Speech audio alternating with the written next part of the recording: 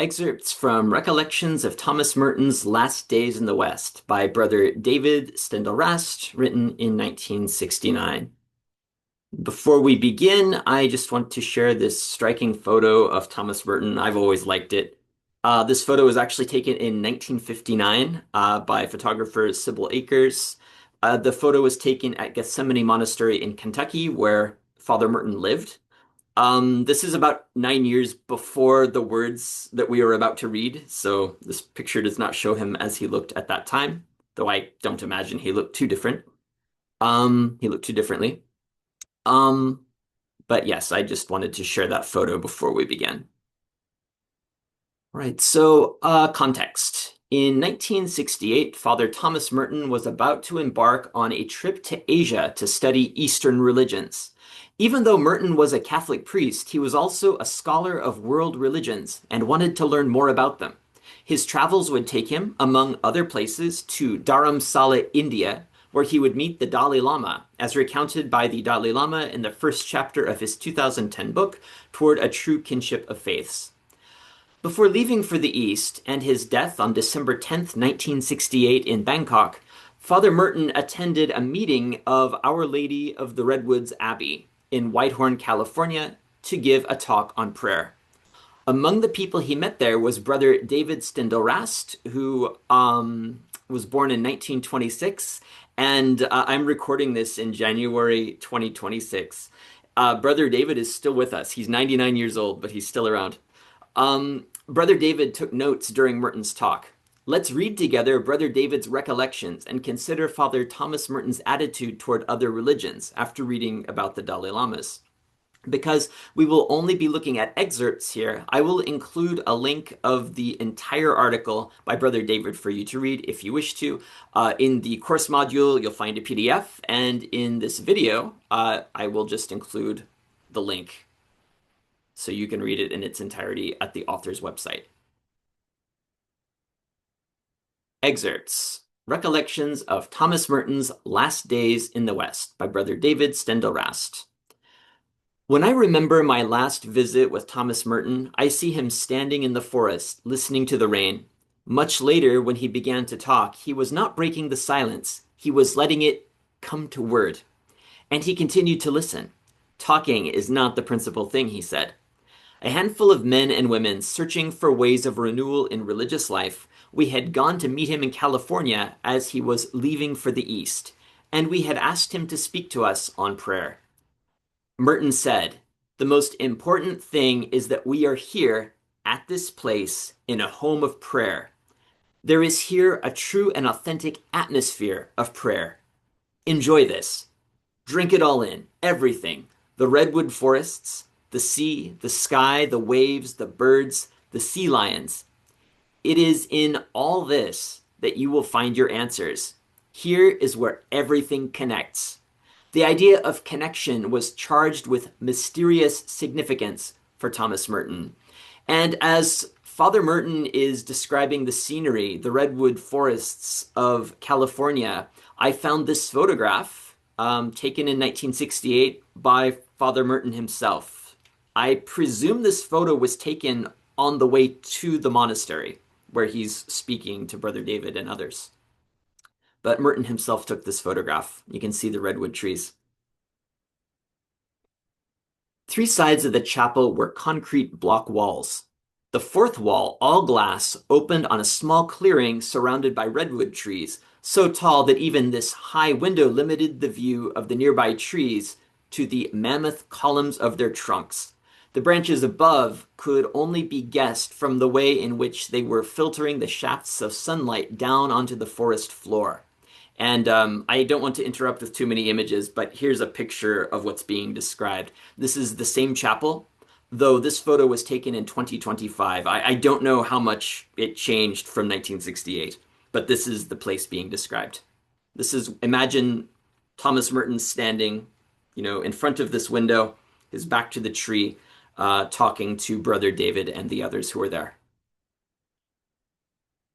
Yes, even in the natural setting of Our Lady of the Redwoods provided an atmosphere of prayer, to say nothing of the women who pray there and of their charismatic abbess. There are nuns who live in a community, and this chapel is where they meet to pray. On the day we listened to the gospel of the great wedding feast, flying ants began to swarm all across the forest clearing just as the communion procession began. Tens of thousands of glittering wings in a wedding procession, everything connected. So we can imagine as the people are going up for Holy Communion, thousands of winged ants flying past the window. This is why I'm going to editorialize a little bit. I just really love writing, especially recollections of people, who lived in times that, were before I was born. Talking about people I would love to have met. Writing is a kind of time travel, right? When we read, we are transported in our imaginations back in time. And so this little moment of communion being distributed and the winged ants flying past the window in great swarms, that's a little bit of time travel right there.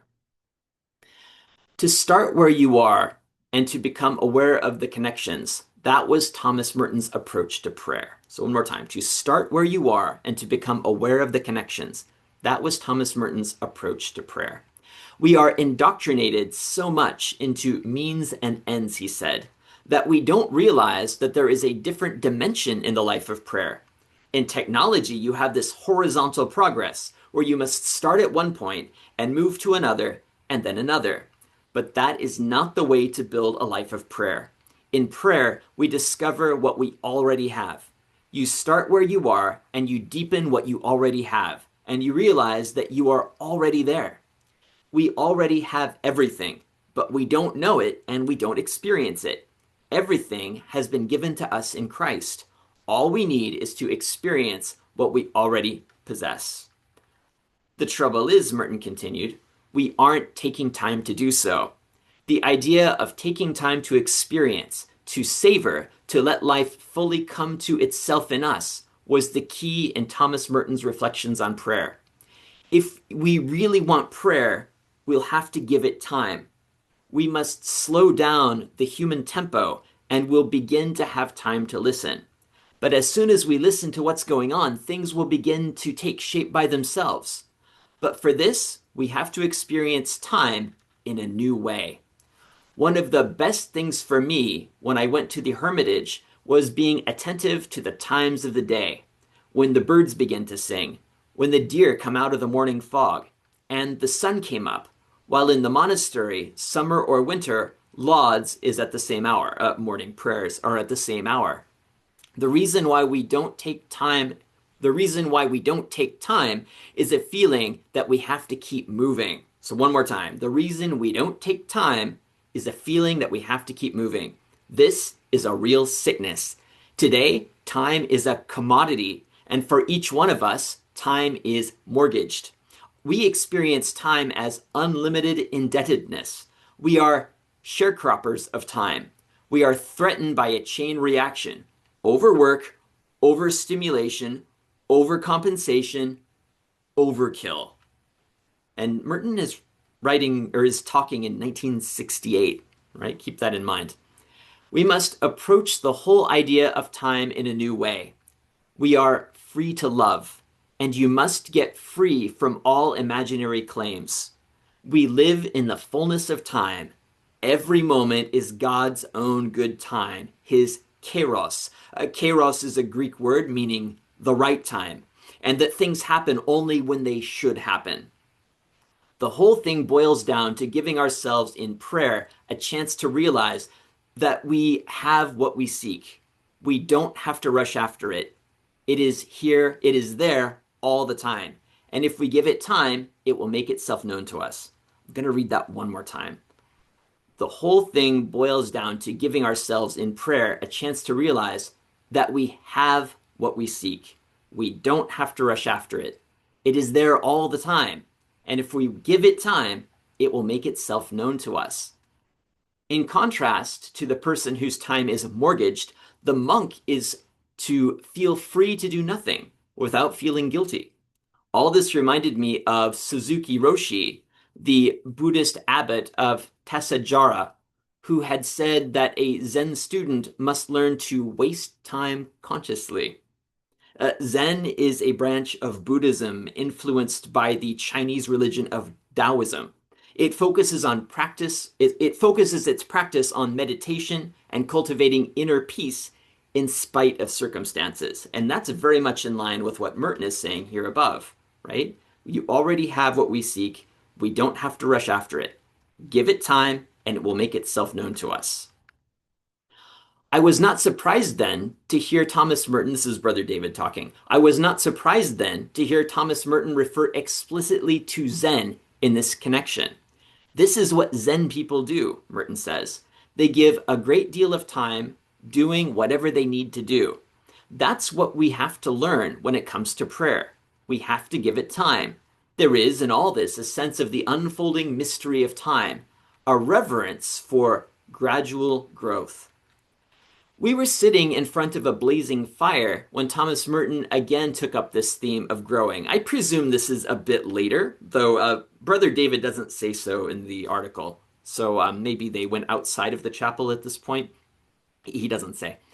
Let me start over. We were sitting in front of a blazing fire when Thomas Merton again took up this theme of growing.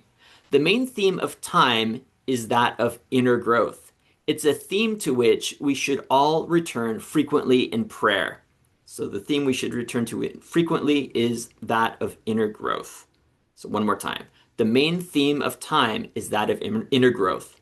It's a theme to which we should all return frequently in prayer. And this is, of course, just very much in line with the Zen attitude. There is a great thing in my life. Christ wants me to grow. Move this around a little bit in meditation. Instead of worrying, where am I going? What kind of resolution should I make? I should simply let this growing unfold in my prayer. I should see what is holding me back from it. What is it? What kind of compromises have I made? Am I substituting activity for growth? I'm going to say that one again. Am I substituting activity for growth? I have often asked myself, is this writing getting in the way? For me, writing is so satisfying an activity that it is hard to say. In someone else, it is easier to see this process of growing and to see what hinders it. But when it comes to ourselves, all we can do is try to honestly be ourselves. One of the greatest obstacles to your growing is the fear of making a fool of yourself.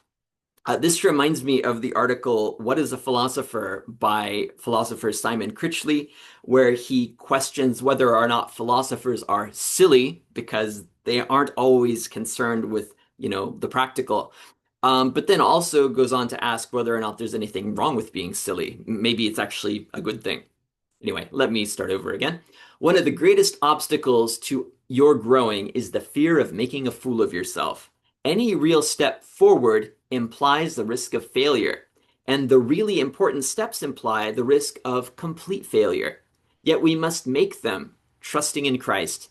If I take this step, everything I have done so far might go down the drain. In a situation like that, we need a shot of Buddhist mentality. Then we see, down the drain, so what? So that's perhaps one of the valuable things about this Asian trip. We have to have the courage to make fools of ourselves, and at the same time be awfully careful not to make fools of ourselves. The great temptation is to fear going at it alone, wanting to be with it at any cost. But each one of us has to be able to go at it alone somehow. You don't want to repudiate the community, but you have to go it alone at times. If the community is made up of a little group of people who always try to support one another, and nobody ever gets out of this little block, nothing happens, and all growth is being stifled. This is possibly one of the greatest dangers we face in the future, because we are getting more and more to be that kind of society.